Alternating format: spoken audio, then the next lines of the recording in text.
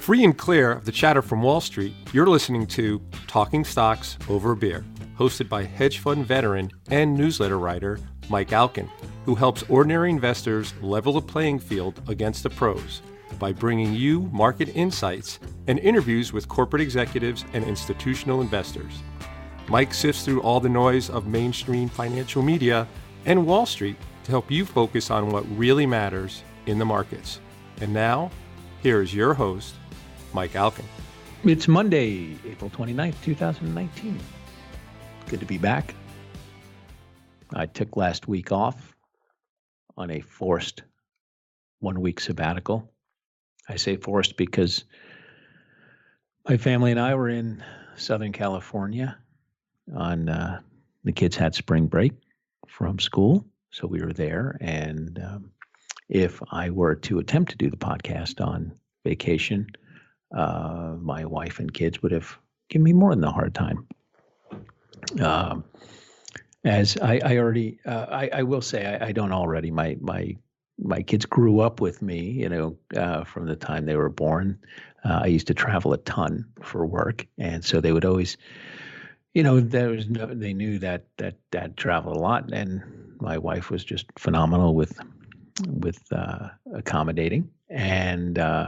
And now the last few years I've traveled a little bit less, or a lot less, and But in the investment business, it's not a job. I always say it's not a 8 to 5, 7 to 6. It's you're always on, because the markets don't care that you don't feel well. They don't care if you've got a family event. They don't care if you're on vacation, right? It's 24/7 stuff is happening. Companies put out news, and that for years, when I first started, I remember in the business, long time ago now, it was, you realize that you are captive to the market and that you don't have that mental time off. So even when you have a vacation, if you will, you're still checking all the time. And again, it could be in the middle of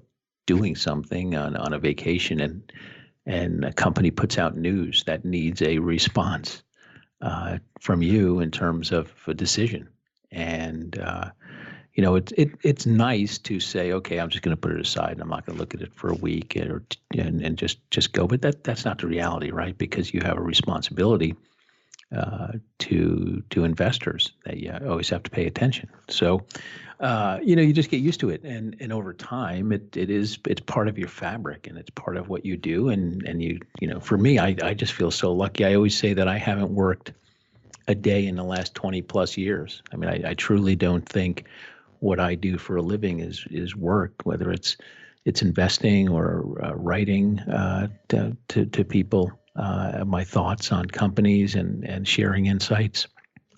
It's just, every day is a new learning experience. It's educational. It keeps you current in the world and about world events, and you have to stay on top of things and meet interesting management teams and talk to people in the industries that you're looking at and that you're following, and learn about different stuff all the time. So that's not work. That's an honor to be able to do that. It's fun.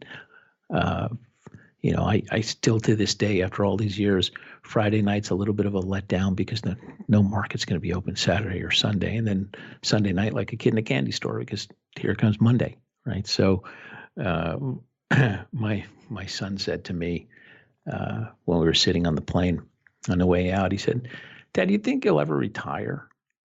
I said, "No. Why would I do that?" He said, "I didn't think so either." I said, buddy, I haven't worked really. He's like, "What do you mean you haven't worked? You always work." I said, "No, I mean, I don't consider it work. I consider it an honor to be able to do this." And so, but to do the podcast takes a little bit of time, right? So I've got to prepare. I've got to get a guest. I've got to do, by the time all is said and done, it's at least a few hours of production time, and then it's a few hours of preparation time. And so I wanted to devote that time to my family this week. And I think we put up a prior podcast So we're back in the saddle now, but it was a week. We were out in Southern California, and we started out flew into LAX, and a nice easy flight. Got there and got off the plane, got out of the terminal with our luggage, and my wife had said to me when she was booking the trip, do you care what car rental company we use? And I mean, they're all just interchangeable. And I've been terrible, by the way, over the years.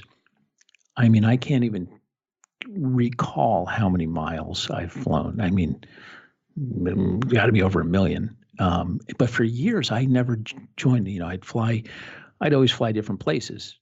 So I wasn't one of these loyalty guys. So I didn't do whether it was Delta, United, American. It was just whatever. Get me the best flight I can find. Get me the easiest in and out. And so I never really was loyal to one airline or one car rental company. And for years I wouldn't do it. My wife would always say, "Are you a member?" Because she's just the opposite. She's a CPA and she's very fastidious and detail oriented like that. And she would say, "Are you doing this?" I'd be like, "Oh yeah, I got to do that." And I wouldn't. And I don't know how many years into it, I finally did commit to doing it. And I think it was United, where I had racked up a ton of miles. I was going to Europe a lot. I had one flight that worked for me, so I was doing that. And but I to me, all the commercial airlines are suck. I mean, they just do. I don't know if it's just they got to move so many people, and look, logistically, I understand how hard it is, but so I've never really had that great loyalty to one or the other, right? You look at the commercials and they're great and all that stuff, but when you're sitting at the gate and you're 4 hours late, or you missed a flight and you need help, it reminds me of the scene with Ben Stiller in Meet the Parents. I don't know if you've seen that movie. It's one of, I put it probably on one of my top 10 comedies. Ben Stiller is just trying to get back to, he had a really tough time meeting his future in-laws, and he's just trying to get back to his home in Chicago, and he's at the gate, and it's a late night flight, and there's no one there. And the woman's, if you're in row X, 1 through 10, you could board now. And if you're in row 10, 11 through 20, you can board now. But there's no one boarding. There's no one at the flight except Ben Stiller. And he goes to walk up, and she says, no, sorry, sir. You haven't been called. And that's kind of the resistance you get, right? It's just because that's the rule. And he goes on, he gets on the plane, and the stewardess doesn't let him do something with his overhead bag. And he goes. It's a funny scene where he just wants to. He basically gets hauled off the flight. So again, loyalty. So she said to me, "What about car rental?" I said, "Yeah, they're all the same." Again, I hadn't really joined any loyalty programs. So we get to the airport, we get out, and we're waiting for the budget rent-a-car. She said, "Should I get Avis or Hertz or budget?" I said, "I don't care." So she said, "Oh, the budget has a great rate." I said, "Okay." So we get to, we're waiting and we're waiting and we're waiting, and Avis is coming by and Hertz is coming by and National's coming by and everyone's coming by, but we're standing there with 5 suitcases and nothing's happening. So I'm trying to call the budget counter on the off-site airport office, and nothing. And we had gotten an email a few days before saying, "We're just doing a little renovating here and at LAX, but everything will be fine."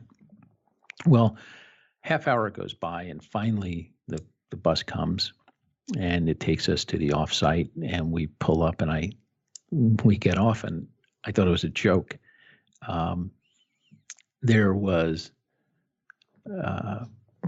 a mass of humanity waiting outside. Now, luckily it's LA and it was, 70 degrees, but they're calling out numbers.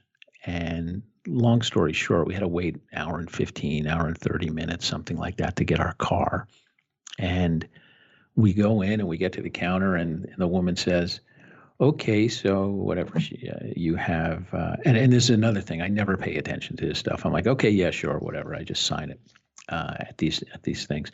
But something just struck me odd as I looked down at the receipt she gave me. I said, well, I have like a few hundred miles, and then you're charging me 25 cents a mile. I said, I can't recall, but I don't think I've ever paid for miles with a rental car forever. And she said, oh, no, no, no. And my wife came up and she said, what's going on? So she said to the woman, she said, oh, no. Well, the woman said, well, that's the rate that they show you. But that's the reason the rate was so good is because it doesn't include the miles. So I said, well, I'm in Southern California driving all over for a week. A few hundred miles. Are you crazy? She said, no, you're fine.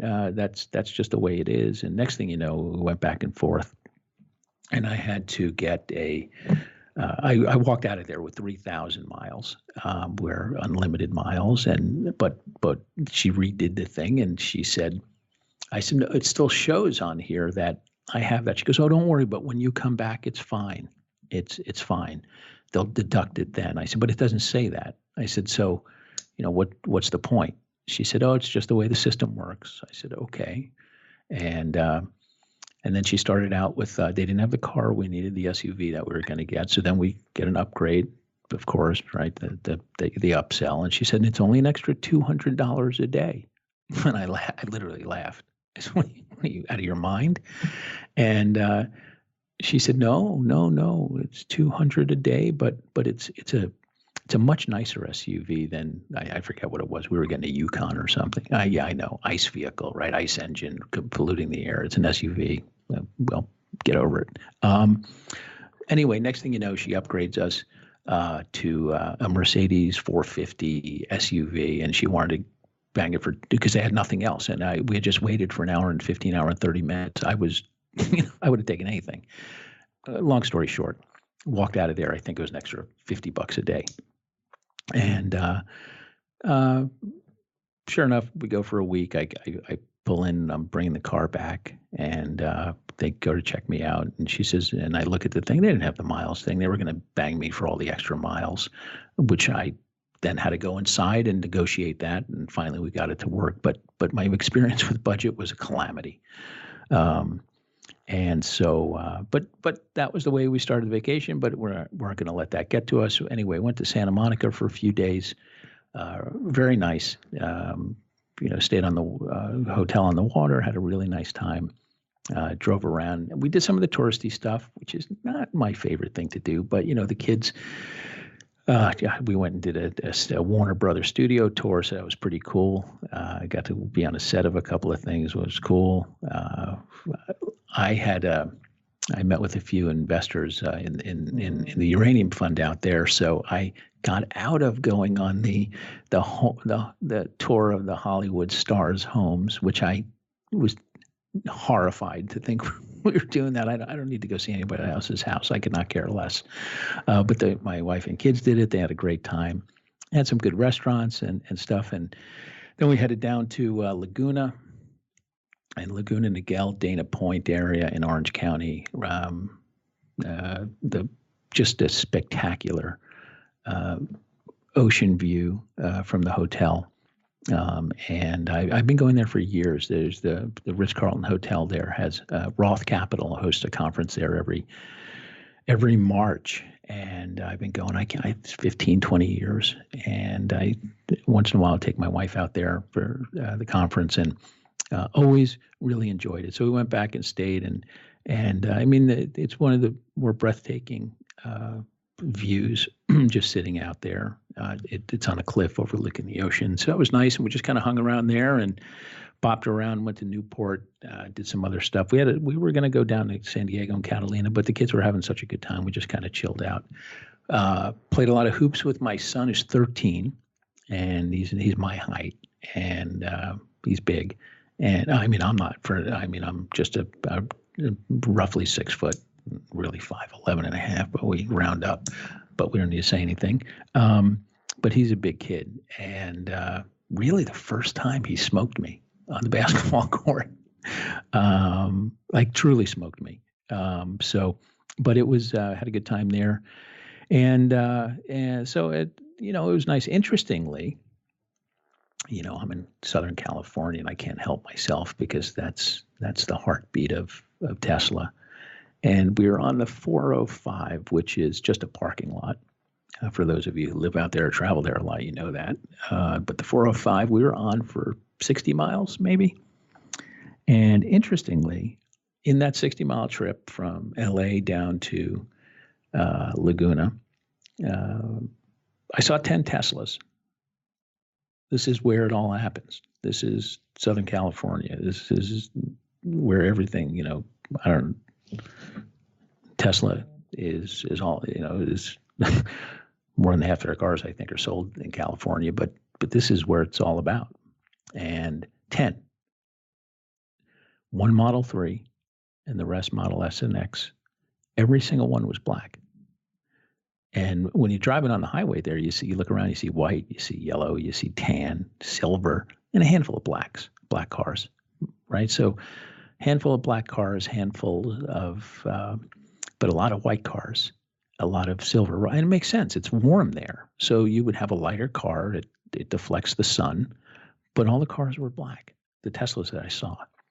And I couldn't get my head around that. But what struck me was everywhere I looked were Priuses. I mean, on that drive, there were over, I think, 35 Priuses and a bunch of Chevy Volts. I think I counted 7.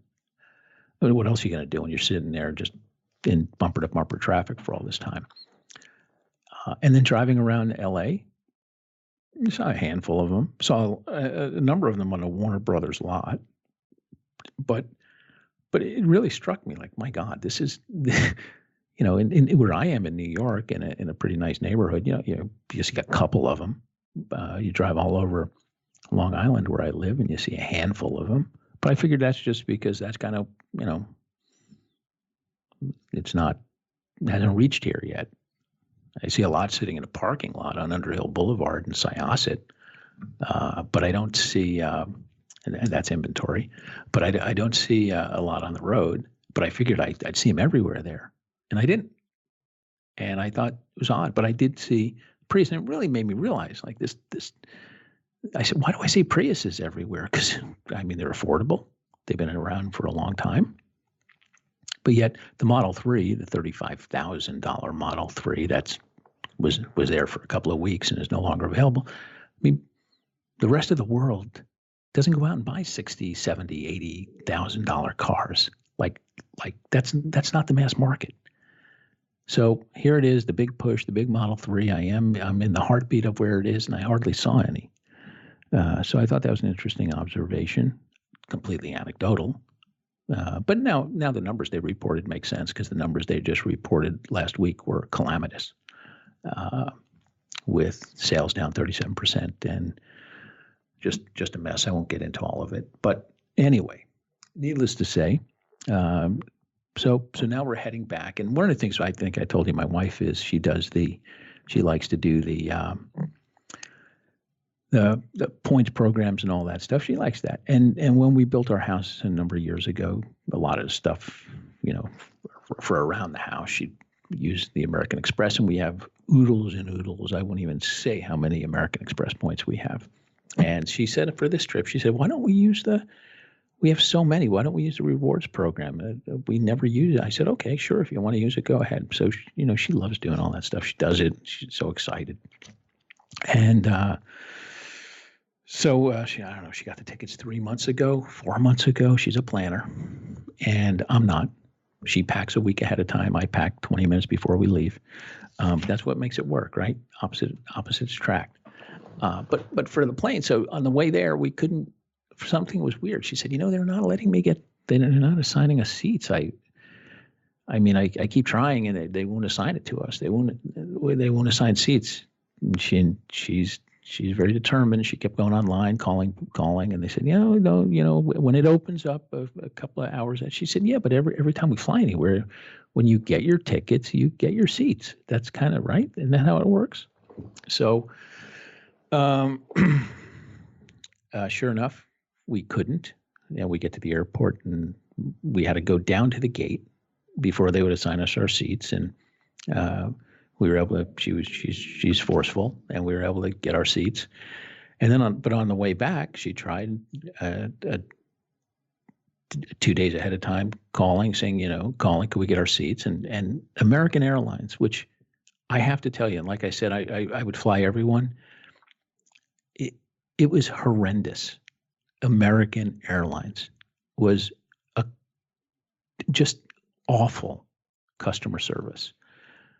Called up, she finally gets somebody on the phone, and she said, I've had these tickets forever. I can't get my seat assignments.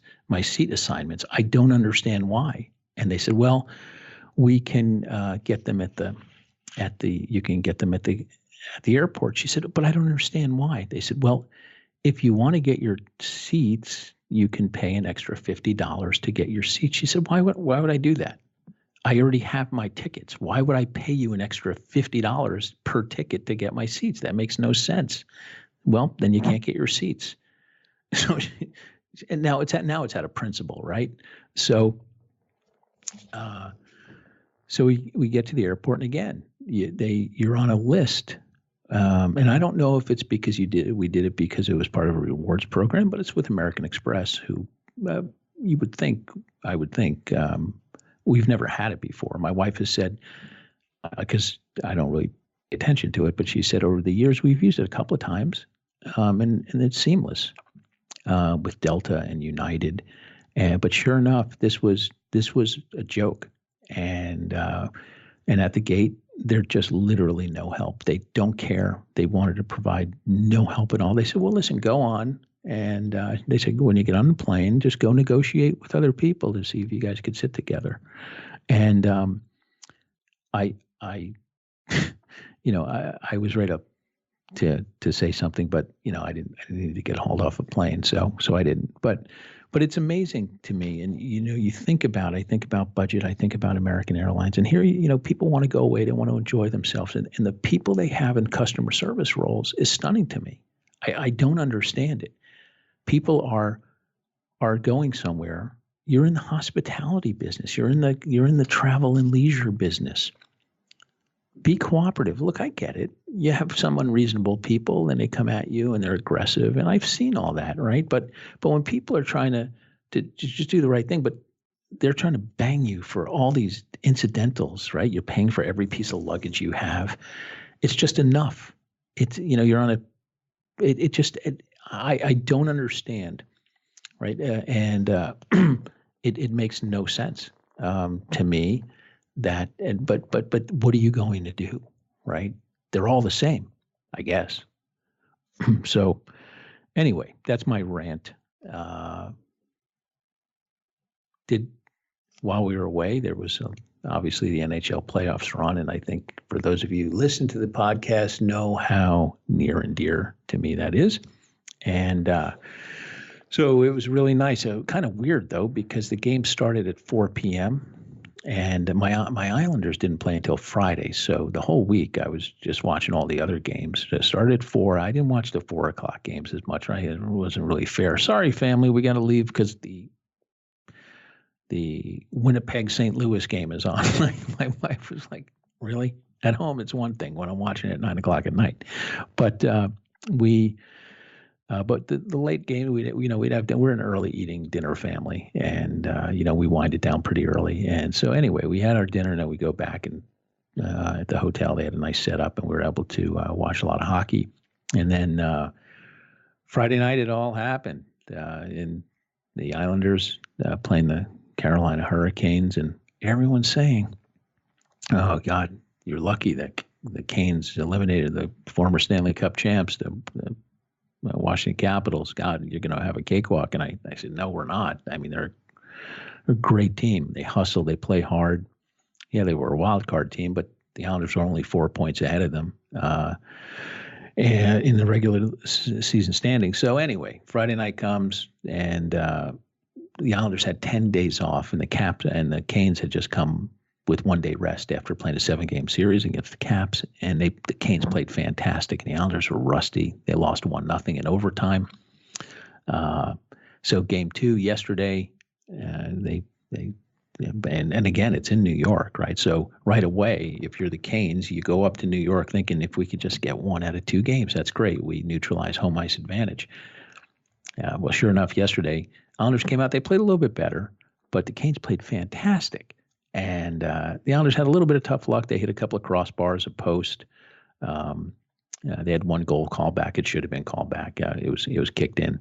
But it was Canes won 2-1. They came out and scored. Islanders went into end of the second period, 1-0. Canes came out in the first minute and a half, scored 2 goals, and the Islanders couldn't get a goal. And so here we sit, having to go back to Raleigh, North Carolina, down 2-0, playing in a really tough arena. So it's going to be interesting. But it's pretty wild. It's going to be interesting to see how it plays. But it's just great hockey. So I mean, yeah, I'm a huge Monster Islander fan, and I'm nauseous right now thinking down 2-0. But just watching it is great, and all the games have been so good. Every game, one of the games we watched was it was Wednesday or Thursday night, San Jose Game 7. San Jose is playing Vegas in San Jose, and with 11 minutes to go, Vegas is up 3-0, and I'm watching it, and I said to my son. He said, it's over, Dad.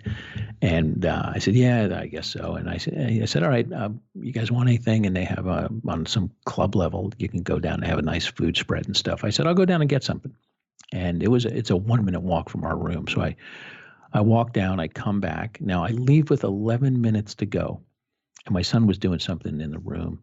And I come back, and there's 8.5 minutes to go. So I've missed 2.5 minutes of hockey. And I look up, and it's 4-3.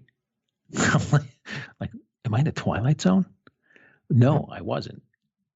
You had just an unbelievable. It was a 5-minute penalty, and they came back and scored 4 goals. And then it went into overtime because Vegas scored with 42 seconds to go, and then San Jose won. But just incredible. Anyway, speaking about hockey, I'm going to bring a guest on right now that is all about hockey.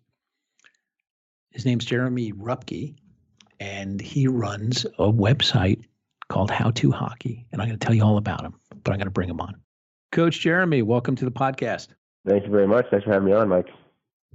Big fan, man. So Jeremy Rupke is the founder of How To Hockey, and it's howtohockey.com. On Instagram, he's How To Hockey. He's on Facebook. And if you know anything about hockey, you need to be following him because he's just put together a really nice business of educating and coaching and on YouTube.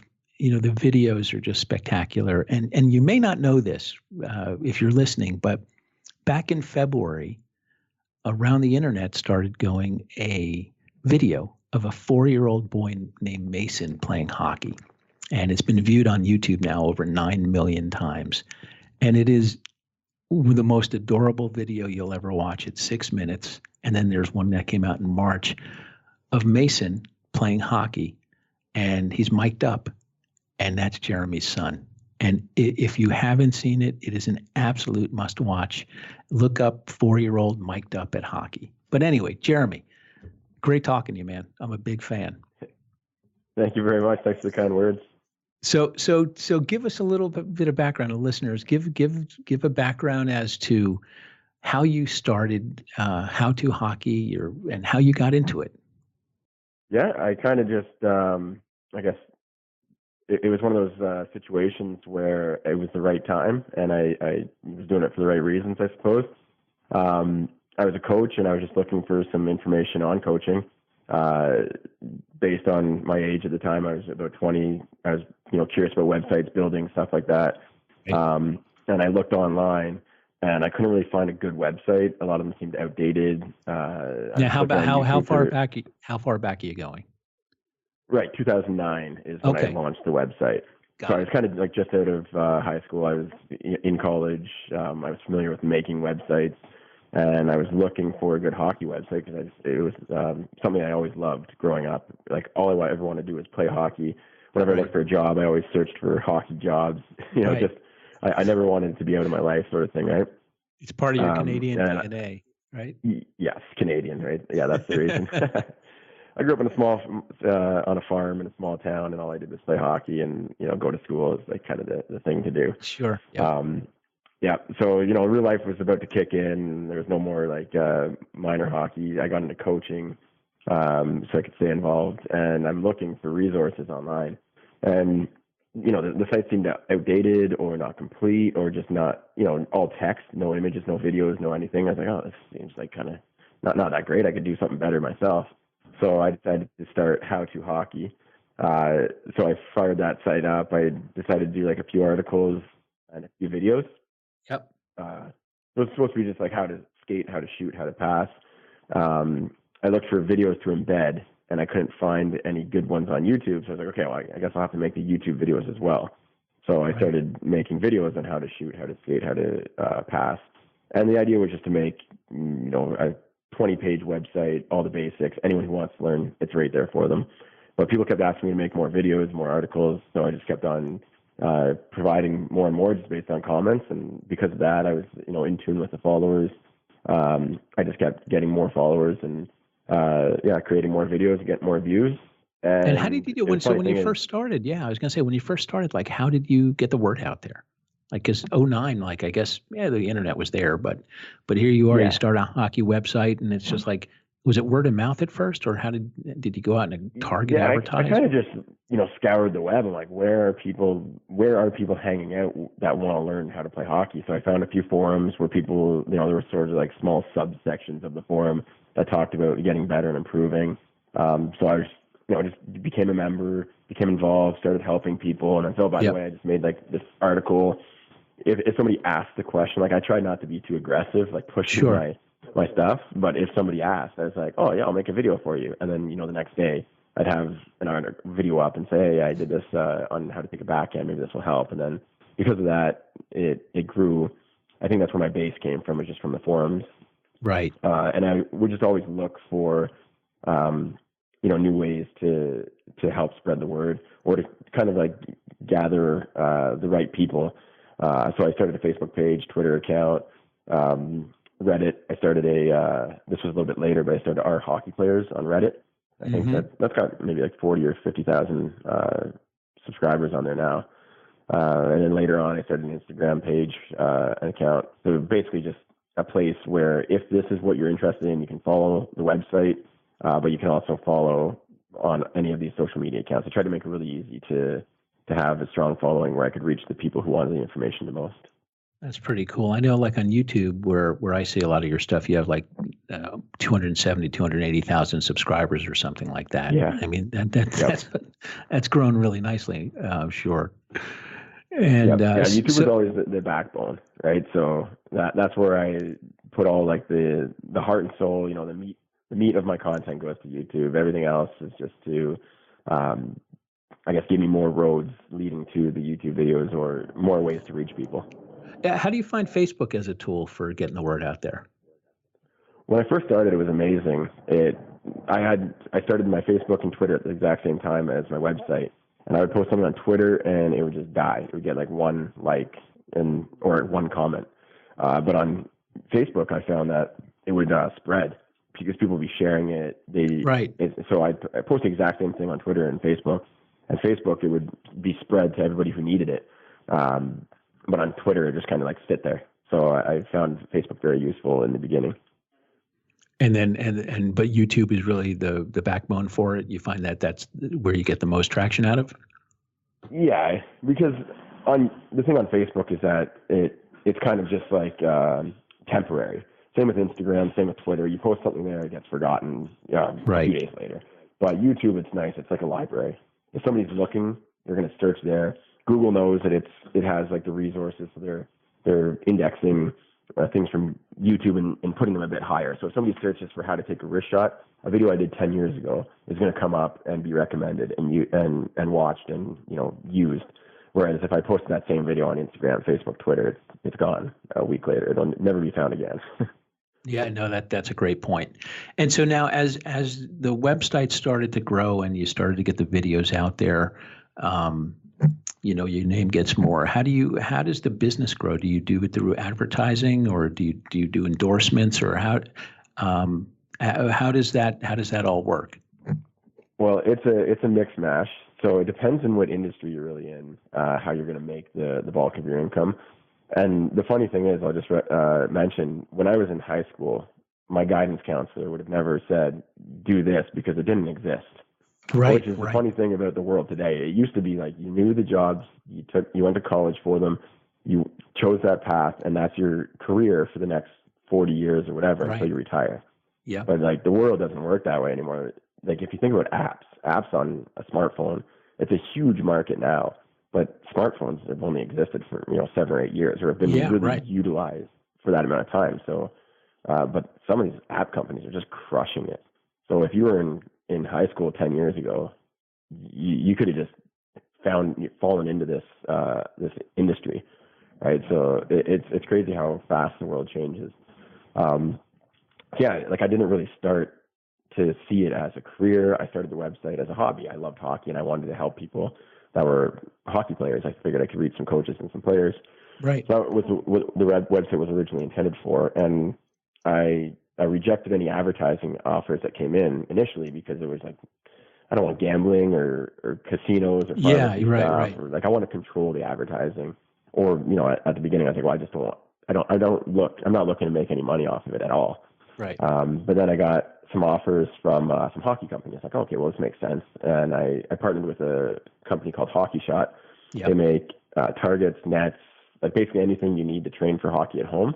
They've got fake ice that you can skate on. They've got smooth stuff that you can just shoot off of, stick handling balls, whatever. Anything that you need to improve your skills at home, they've got it.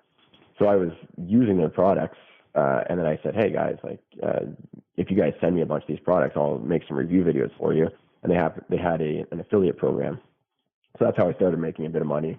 Made sense. I was promoting the products anyways. Might as well make a commission off of it, right? Absolutely. I still did honest reviews, of course. You can't just like sell out, right?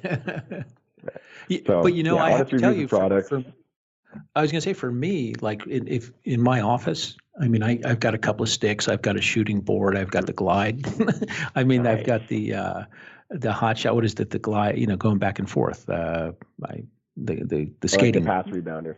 Yeah, the pass rebounder, but I've got and the slide board.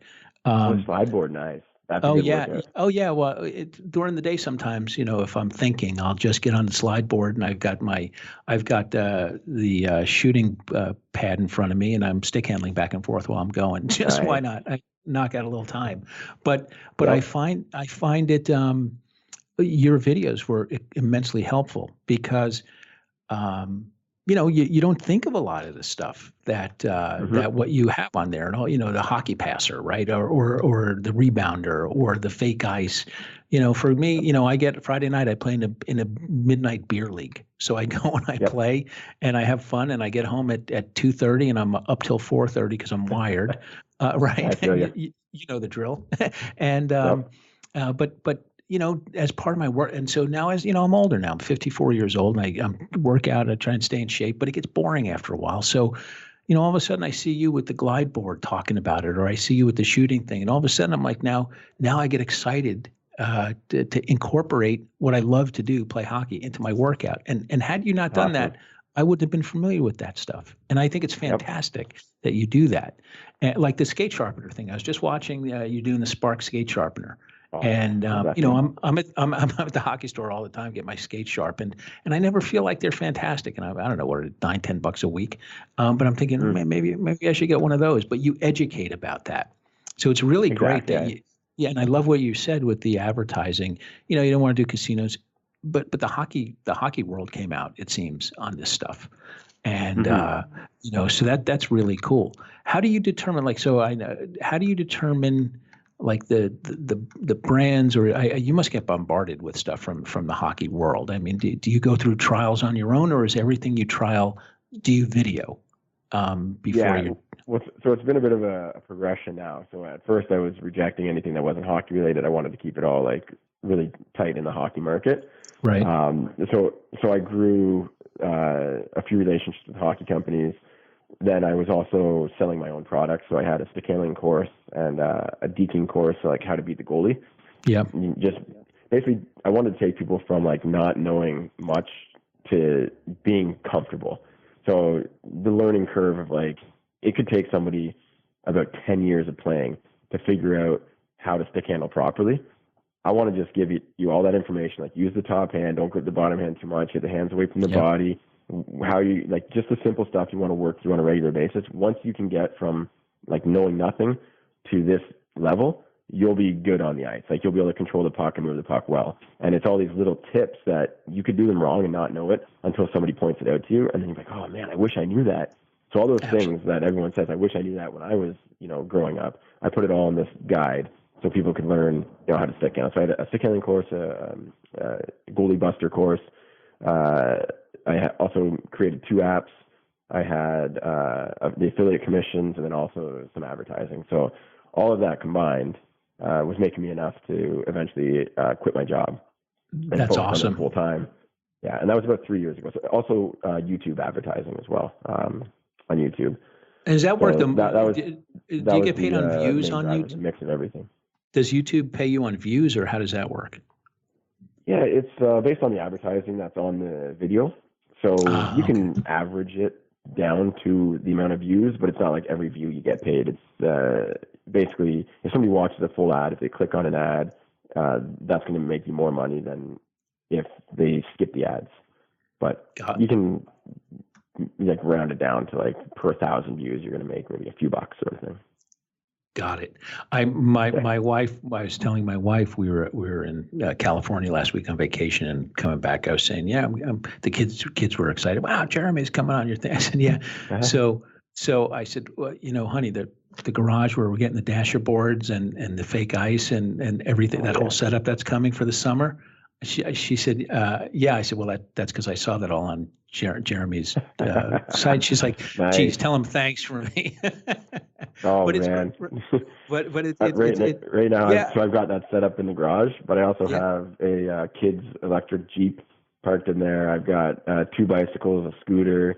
I got all this stuff that's like also parked in that bay. So whenever I want to use it, I got to pull it all out. So I'm trying to find a place to put all the kids' stuff now. I need like a second shed just for the kids' stuff. That's great. That's great. So how do you, I would assume because you're so popular and because you have a great way about you and you teach really well. And these aren't 40-minute videos, right? When you go 5 minutes, 7 minutes, whatever it is, but you get right to the point. You do it in a very nice, relaxed manner. Do you also do the youth programs come to you? Do you do clinics for them, or how does that part of the physical part of the business where it's not over the internet? How does that? What's that part of the business like? Yeah, so I started volunteer coaching. I did that for quite a few years in Huntsville, a small town in Ontario. And after I had a couple kids, then I took a break from that just because babies at home, they need a lot of attention all the time. Yeah. So the wife was like, yeah, you're going to have to take a break from coaching because it takes a lot of time. You go to the games, the practices, tournaments on the weekends. Yep. So, yeah, I took a break from that, but I was pretty involved with just, being on the ice as much as I could. Because of the schedule of being like a head coach or an assistant coach for a team, it's a little taxing. Then I switched to skills sessions, which I was doing as well at the time, but now I'll do that exclusively. So, power skating, I'll do summer camps. I'll help out at hockey camps and stuff like that. It's a lot different than doing the videos. You still got to know your stuff. And a lot of times I'll kind of flush out my ideas, develop my ideas that I have at the camps or doing maybe private sessions with kids in the garage or something where I've got ideas on how I can help them. I'll see if it works. If they pick it up quickly, I'll be like, okay, I'm going to put that in the next video. And how do you get your ideas where you come out with a new video? Is it people writing in, or I say writing in, listen, I'm showing my age. There's stick handling, there's shooting, there's skating, but there's so many different things you could teach on that. Do you sit down and have a schedule, like for this month, I'm going to do these videos? I wish I had a schedule and my life would be so much easier. I'll get an email Like I could open my inbox today and somebody will say, you know, I'll have the whole week planned out. Hey, can you be in Texas on Friday? I'm like, okay, I guess I could, yep. And then So the whole schedule. You travel a lot. But, tell us about how does that come up? What makes you decide to go on the road? How does all that work? Basically, if it seems like a good opportunity, if it seems like it's good for the fans or good for the business, then I'll take it. I was offered to do a 2-week Asia tour where I coach hockey in 4 different Asian countries. Wow! And I'm like, okay, well, how can I turn that down? Because I'm reaching people that I can only reach if they watch my YouTube videos. Now I could actually meet them in person. The experiences of being able to teach across there, and also, learning more about hockey around the world and being able to relate that back to my future videos when I'm creating them, or my ideas in the future of, how I can help people in the developing countries, or I guess the developing hockey countries, I should say. I can't say no to that, right? So that's how I kind of do it. If it's just like, hey, can you do a camp here? I'm like, well, I got a family at home. I don't want to be on the road too often, so I'll turn down some of those opportunities. If it's just, a week doing a camp in, a place that's going to take me away from my family for a week.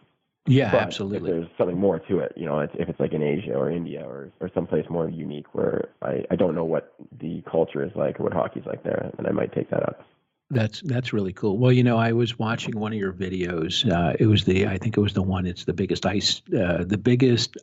outdoor ice rink in the world, and it's Ottawa. It's the river in Ottawa, and it was a great video. And you go.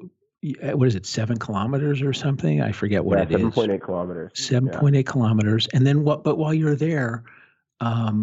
You went out in some other areas where you were doing ice trails. There were trails where you could skate. Now, from a New Yorker, we don't have that here. I mean, our weather is, our winter is cold, but it's nothing like that. So, I was watching it and I thought, my God, that's a vacation. We'll go up 3-4 days. I'll take the family up there. But like watching that stimulated a complete bucket list thing for us. It was like, wow, look at that. That's pretty cool. Right. So, I mean, you're bringing ideas that people don't even know about, which is really cool. Exactly. Yeah. And that's the thing. It's like that, the trip to Ottawa, there's so many things. I'm like, man, like I would do this every year. Right. But you don't think, like, you think vacation, like I want to go sit on the beach, but right. Exactly. The wintertime, that's amazing. You can skate the canal. It's so unique. It's a lot more unique than sitting on the beach, right? You can skate the canal. It's like a little street, a frozen street that you can, go and get a coffee with your skates on. It's pretty wild. And then skate through the woods.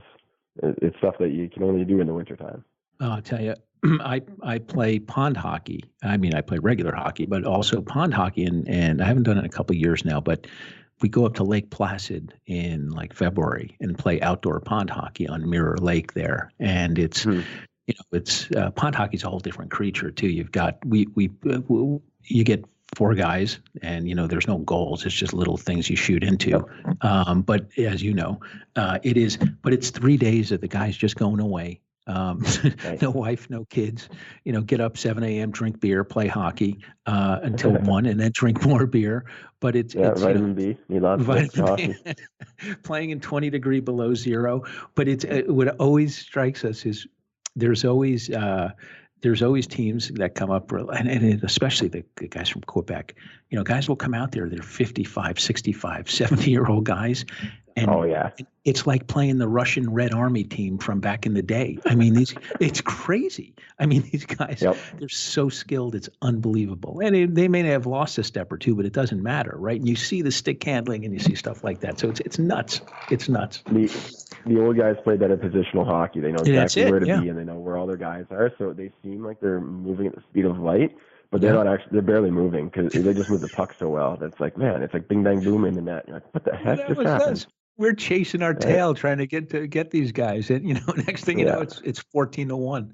But it's really cool. So tell listeners. I mean, a lot of Canadians, but growing up in a small town, because I grew up on Long Island in the 70s and 80s, and the Islanders had won 4 cups, and I was just a boy. rabid hockey fan, and I was Yeah. playing, from the time I was a young kid. But it at that time especially, we had a few rinks around here, and not enough.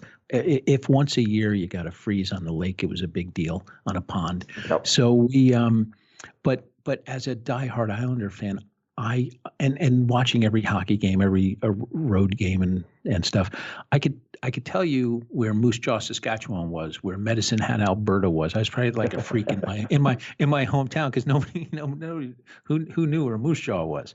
But with Clark Gillies and Bossy and Trottier and all these guys, so I became familiar with all these Canadian towns. And now as an adult, and I travel there for work, I meet somebody from Medicine Hat. I'm like, oh my God, so-and-so was there from there. But talk about life growing up in a small town and the role that hockey plays. Because in the U.S., that would be, it's called War Road, Minnesota, is Hockey Town, USA, which is where T.J. Oshie is from, and a bunch of others. But small town Canada, what's the role hockey plays in growing up and how it shapes kids? Because there's so many lessons to learn that I always say, it's not just about playing, but the discipline it teaches you, to camaraderie. I mean, talk about that. Oh yeah, there's so much, and actually it might be changing now because the cost of hockey is getting more expensive. But I think I was on the tail end of it. Anyone that I was born in '85. Anyone around my age or earlier, basically hockey was all there was to do in the wintertime. So every parent would just drop their kids off at the rink, and you're playing hockey, and that's how you made your friends were made, through hockey. And you talk about hockey when you go to school, and you get home from school and you grab your skates and you go to the pond and you meet up with some friends there and you play some hockey. And so it was basically just like a way of life. It was like you said, the team, everybody's got a goal. You all win together, you celebrate together, you take your losses together. So it does teach you a lot about winning, losing, fighting through adversity, challenging yourself, trying to get better, self-improvement. It's all these things that people might not be actively preaching it to you, but you just pick it up through playing the game. And there's a lot of life lessons you learn about respect and sportsmanship, and how to be a good winner and a good not a sore loser, right? So the small town atmosphere, it's great because everyone you go to high school with, but you also played against them. So now you have to make friends with the enemies, because all these small towns that you used to hate, now you're going to school with that kid that was on the team that tripped you 2 years ago, and, and you end up being friends with them, right? So you also learn that people off the ice, they can be great, and on the ice you can still have a bit of a rivalry with them. Well, it's funny you say that, because my son's a big lacrosse player, and he when we were away, he was on his phone a lot, and we were always all over him saying, "Come off." So my wife said, "Who are you talking to?" And he said, "Oh, some kids from Manhasset and Cold Spring Harbor. Those are 2 of our rival towns."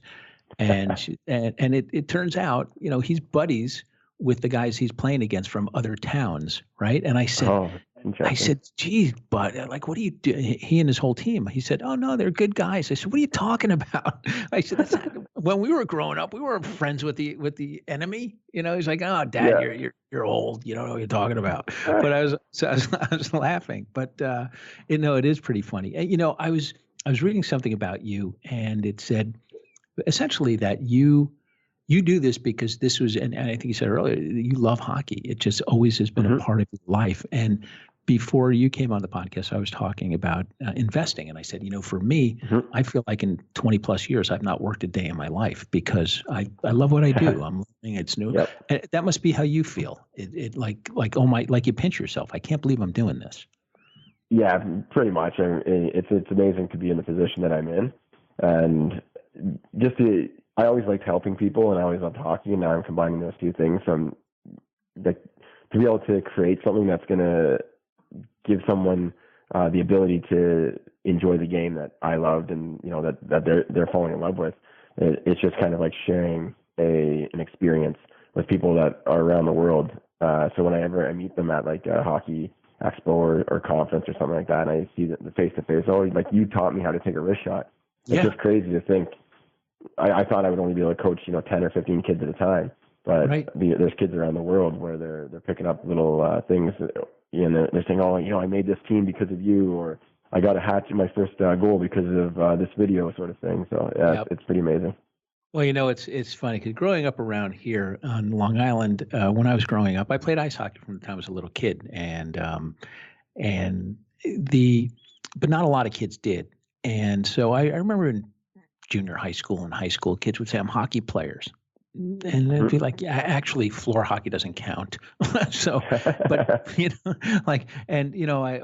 or whatever it was, and you realize that hockey really starts fundamentally with skating, right? And oh yeah, and if you can't skate, all these drills are great, but if you can't skate, you can't play ice hockey. It's one of those things. Yep. So and you do a great job, because one of the things now, my son who's 13, when he was about 6, 7, I think it was, when I started playing, even a little bit younger. But I tried to get him out there, and he's just, whatever reason, I just couldn't teach him to skate, and it wasn't great. And by the time he was 7, he was playing in the league, and and by 8 years old, and I'd take him to the rink all the time. I was like, you know what? Maybe this just isn't his thing, because I have no idea how to teach him. And we tried to get him some lessons, and it didn't really work. And now at like 12 or 13, he's wanting to. Now when he was 12, he wanted to get back into it. And it's funny because I said, but that's awesome, fantastic, and we're going to do that. And went out and bought him new skates and stuff like that. And obviously, being absent for 6 years at this age is, from a competitive standpoint, he's got a lot of catching up to do. And I think he recognizes that hockey's not his future.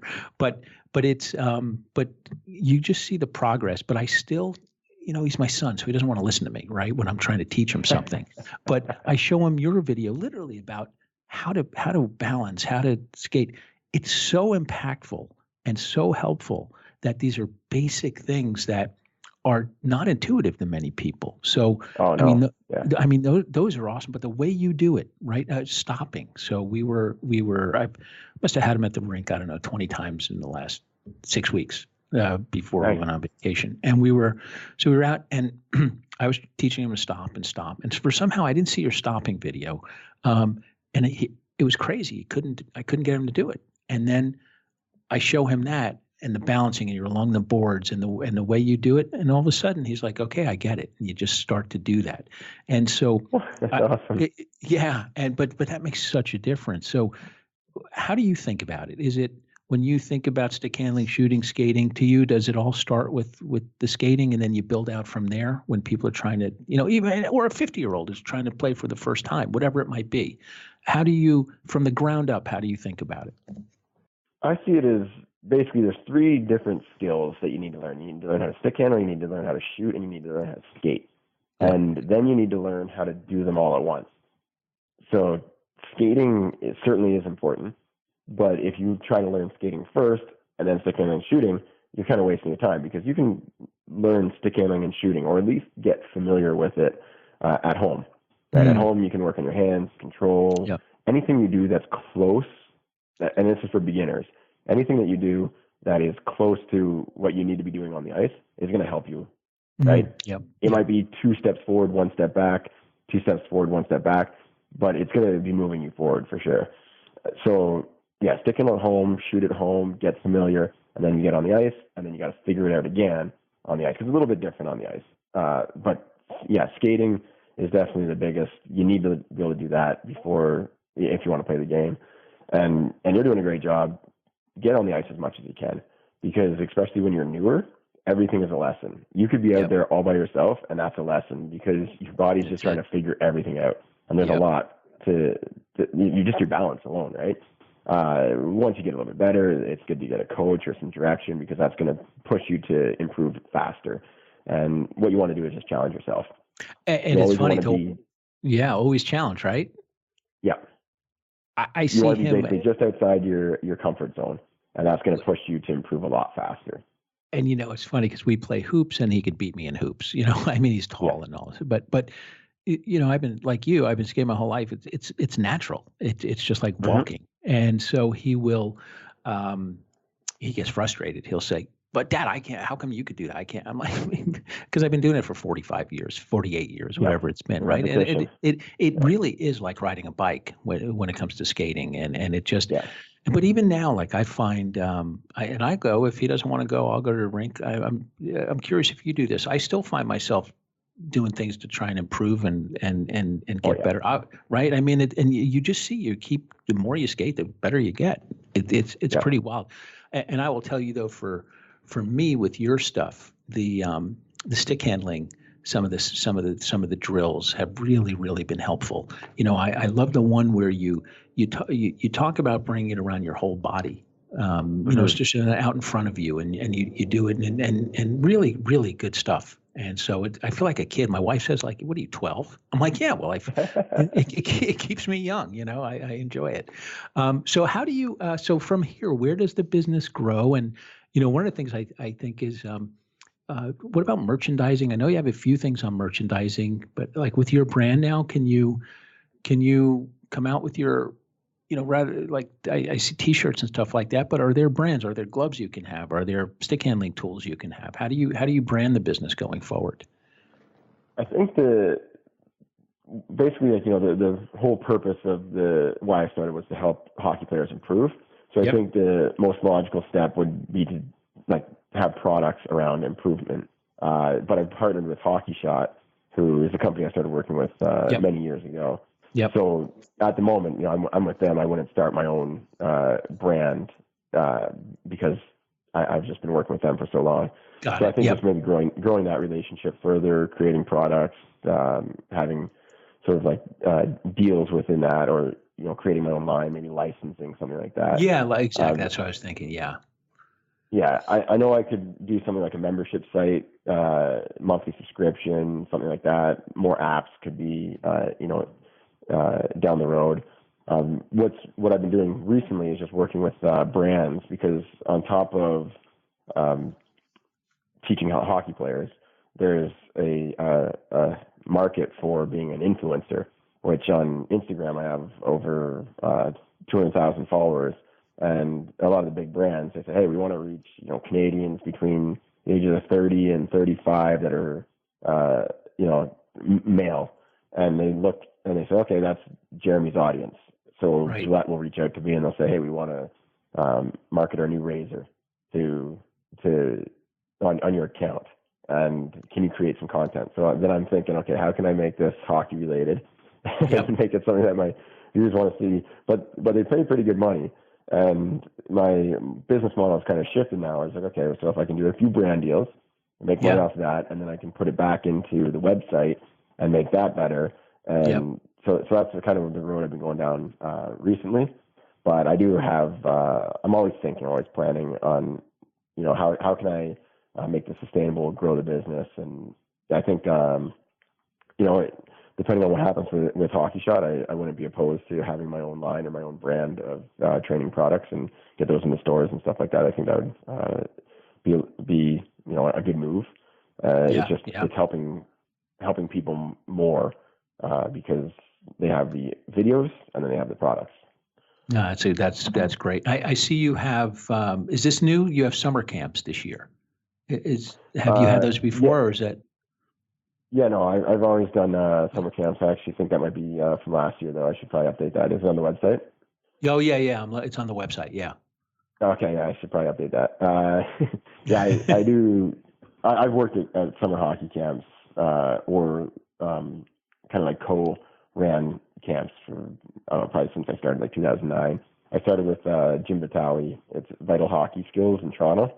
I did a few in the area as well with some local instructors. Scott Grover, he's in Barrie, and so I kind of worked with other instructors and just got on the ice and ran camps.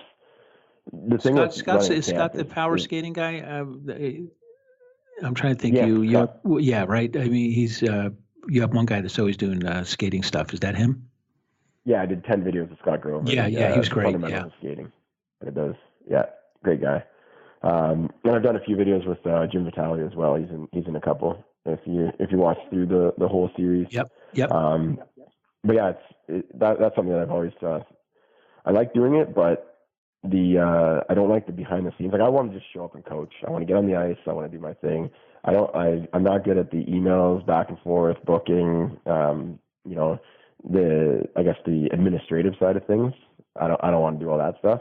So if I could find someone that would do the administrative side. Yeah, yeah. Yeah. If I can find someone that would do that, and I can just show up and coach. Sure. So I've done that a few times where people say, hey, I can get 30 kids on the ice for 4 hours. So I was like, hey, you'd sign me up. I'll do that for a week. Yeah, it's a great idea.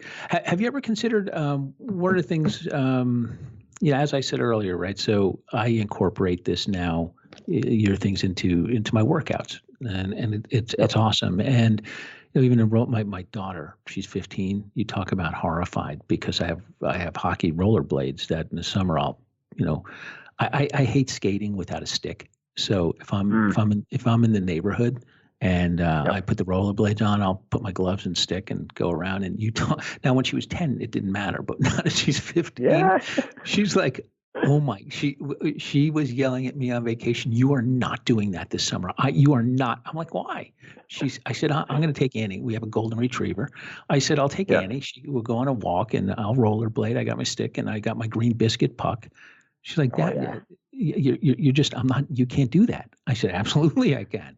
So, but have you thought about a training series for old guys who are 40, 50 that could, you can incorporate how to maybe do dry land training, if you will, into like a workout program. I'm just pulling it out of my ear right now. No, I've definitely thought about that. And the thing is, you shrink the market. It definitely be a good resource.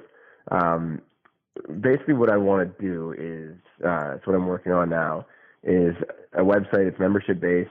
So you become a member. It's more of a forum, and then people can just suggest the types of videos they want, how it's organized, all that stuff, and then just based on all the feedback, I just keep on creating, and it's all just user generated ideas, and other people could also create videos. Like I want to get other coaches involved as well, but yeah, it's just for all the members.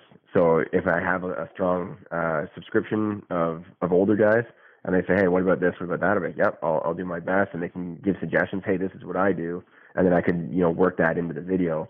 And based off of that, if I do that for a couple of years, I think I'll have a nice library of things that will cover basically everything. Like, hey, how do I do this? What do I do this? I like this. And it's just people constantly generating ideas and questions.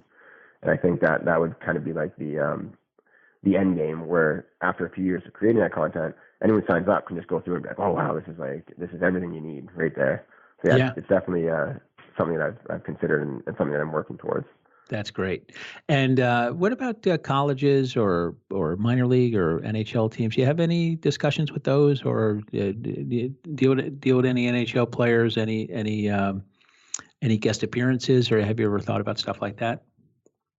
Yeah, so I don't know. I think because I focus on sort of like beginner to like intermediate. Yep. Then the NHL guys don't really look at it because they're interested in more like elite.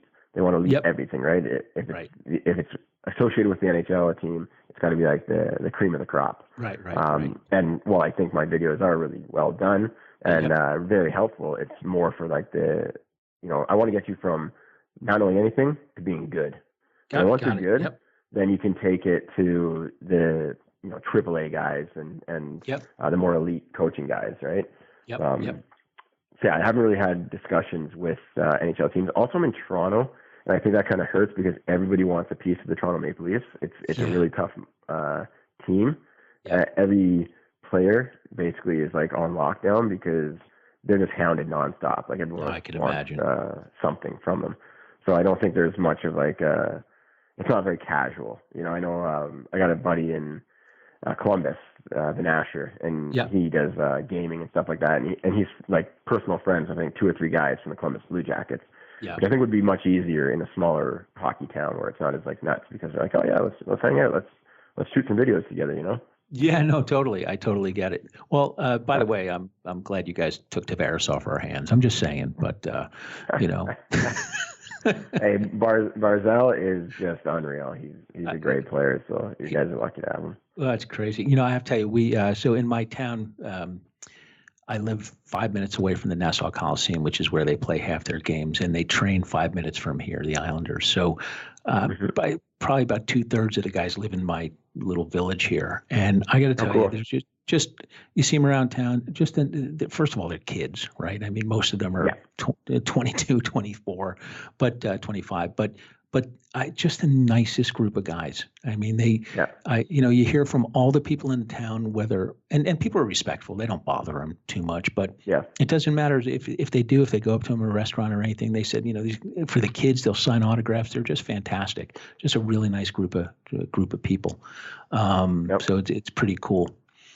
Well, listen, man, this has been awesome. I really, really enjoyed to watch somebody turn a passion into a growing and thriving business is really cool. And like you said, you couldn't have done this. You couldn't have done this years ago. I couldn't have planned it. I couldn't have planned it, basically. No. And I see. Because Instagram didn't exist. Instagram did not even exist. And now that's like the bulk of, anytime we get an email, hey, we want to advertise on your Instagram. We want to, do a sponsored post or whatever. It's all through Instagram, and it wasn't even there. So you remind me, for a while, I owned a piece of a hard cider business in the Pacific Northwest called Reverend Nat's Hard Cider, and it was growing like a weed. And but the founder, Reverend Nat, remind me a lot of him. He took a passion for what he was doing and started in his garage making cider. And then he turned it into a business. And because of Instagram, because of Twitter, because of that, it takes off. And it really is really cool to see how you've done this. And I can't wait to see as you keep growing it and what it looks like and how it keeps growing. Because I'm a big fan, and keep making those Mason videos too, by the way. I mean, there's just absolutely. Yeah, I know everyone wants more, so maybe did you expect lacrosse video or something? I was going to say, did you expect 9 million views when you were doing that, or? No, I figured we'd get 1 million in 6 months time, sort of thing. Yeah. That's how any video that does really well, it slowly gets the views over time. Like, you might get 100,000 in the first week, and then continue to get views as time goes on. But yeah, that one got 1 million in a day. I think it was ridiculous. It's pretty wild too, the whole view thing. I speak at conferences and stuff, and I'll get 20, 30, 40,000 views if I give a presentation on uranium. I did one, but you get, like you said, you kind of get a rhythm for what the views are going to be. I did one a year ago or so, and I was talking about a topic outside of uranium, and I think it was 2 weeks into it. I looked up, it was 50,000 views. Then it was 80,000. Now it's up to 550,000, which for me, but I was like, wow, somebody, and you don't know where it comes from, right? But but that's just a middle-aged guy talking to a bunch of about a boring topic. You put Mason out there, and I got to tell you, man, it is just so funny. It is. We were driving in a car the other day, and my son said, I want to go to McDonald's. And because I think that's what, because he heard that. And say, yeah, great stuff. Yep. Talking about views, you talk about uranium, you've got your target market. I don't know how big it is, maybe a few 100,000 people that care that much about it, right? But then, like you said, you talk about something outside of it, then you can get more. And it's the same with hockey. A lot of my videos, you got to basically play hockey to enjoy them. But with Mason, it's if you had a kid at any point in time, you can enjoy that video. If you like things that are cute, then you should enjoy that video. Oh, my God, it's spectacular. It had the potential to reach a much larger audience, for sure. That's awesome. Hey, Jeremy, man, I really appreciate your time. It was a lot of fun getting to visit with you, and I'm excited to see. I'm excited to see the business keep growing and keep making those videos. It's making me a better hockey player. I appreciate it. Awesome, appreciate it. Yeah, and just going to keep on following the opportunities the same way I started. Just got to keep on creating, trying to help people out, and as new opportunities come, you track them down and see if they work. If they do, you keep on doing more of that. So. Absolutely. Thanks, Jeremy. Awesome. Thank you very much. Appreciate it. Well, I hope you enjoyed my conversation with Jeremy Rupke, Coach Jeremy of How to Hockey. You may not be a hockey fan, but this is a podcast about stuff and business and stocks. And while he's not a stock, he's a really, really cool business entrepreneur. Took a passion for something in a niche industry and has turned it into a really nice business and is growing it. And I'm excited to see what else he has. It's howtohockey.com. And on YouTube, how to hockey, just really interesting. Follow his progress. I really like where he's going, and I think you might enjoy watching his stuff. So we'll be back next week. Thanks for the time and listening, and look forward to speaking with you then. Thanks.